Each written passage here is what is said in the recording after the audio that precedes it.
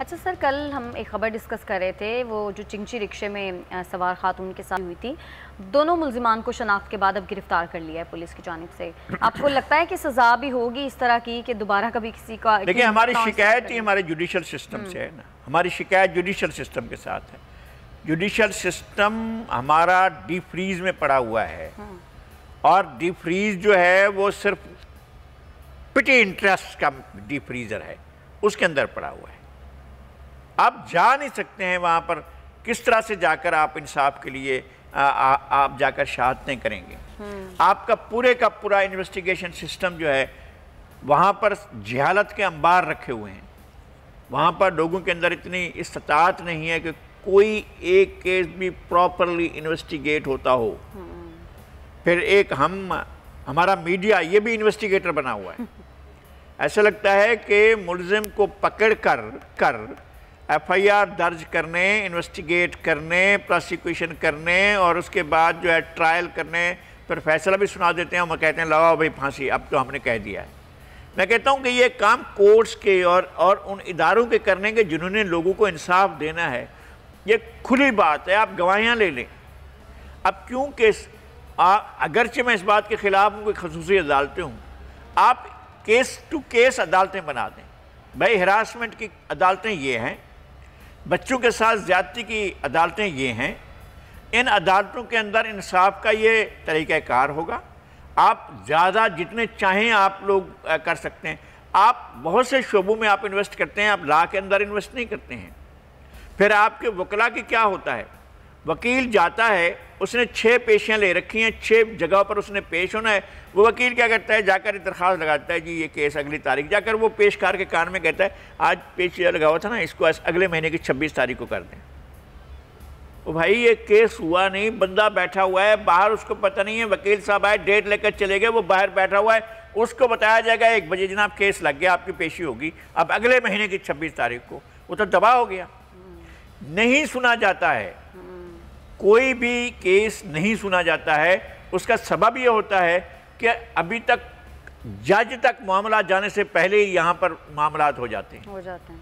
اور جو greater Iqbal park میں ہوا تھا اس میں بھی 66 ملزمان گرفتار کیے گئے ہیں، لیکن اس میں لگائی صاحب ایک چیز یہ آ رہی ہے، کل ایک 71 سالہ بزرگ کو بھی پکڑ لیا تھا، بعد میں پتہ چلا تو ان کو چھوڑ دیا۔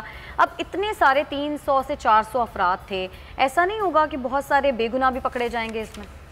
دیکھیں، بے گناہ اگر وہاں ہیں، اور اگر کیمرے میں 70 سالہ جو بزرگ ہیں وہ جوش ایمانی میں یا جوش غیرت میں اگر وہ قانون کو ہاتھ میں لیتے ہیں تو قانون کو تو اپنی کارروائی کرنی چاہیے۔ نہیں، ان کو چھوڑ دیا تھا بعد میں کہہ رہا ہوں کہ چھوڑ دیا ہوگا ان کی بزرگی کا خیال کر کے۔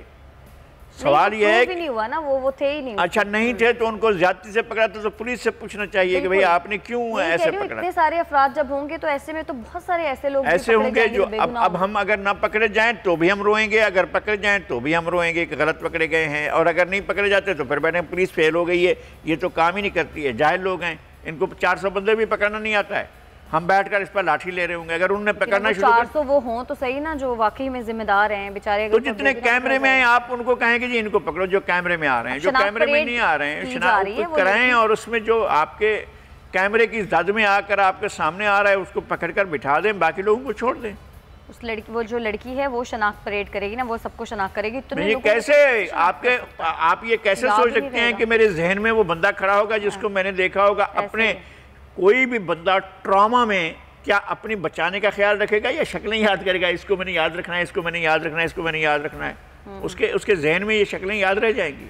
بھائی آپ کا کیمرہ دکھاتا ہے، اس کی فورینسک رپورٹ بنوا رہے ہیں کہ یار ٹھیک ہے کہ نہیں ہے ٹھیک، اگر ٹھیک ہے تو پھر بسم اللہ پکڑ لیں آپ۔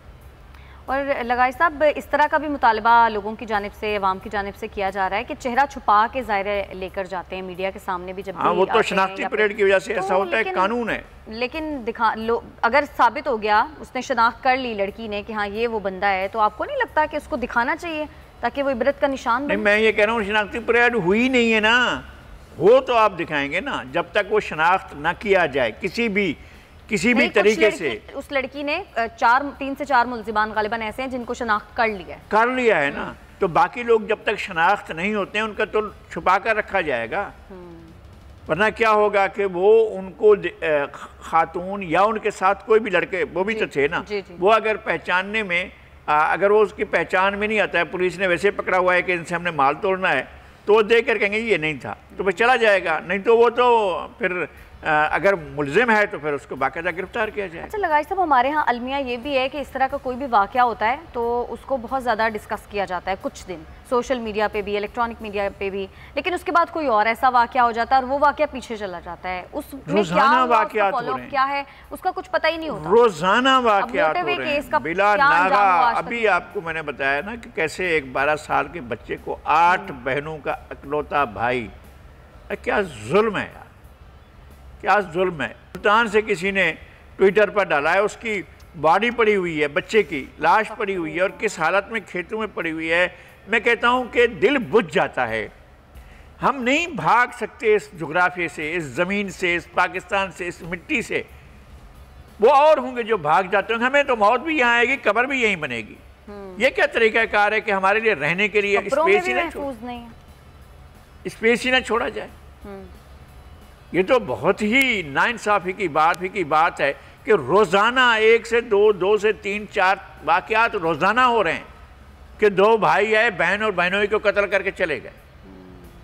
بھئی اس کا آپشن تھا، لڑکا آپشن لے لے تو اس کے لیے جشن منایا جاتا ہے، تالیاں پیٹی جاتی ہیں، واہ واہ واہ ہمارا بیٹا جو ہے اپنی مرضی کی شادی کر کے آ گیا۔ ٹھیک ہے، سبسکرائب کریں اور بیل دبائیں تاکہ کوئی خبر رہ نہ جائے۔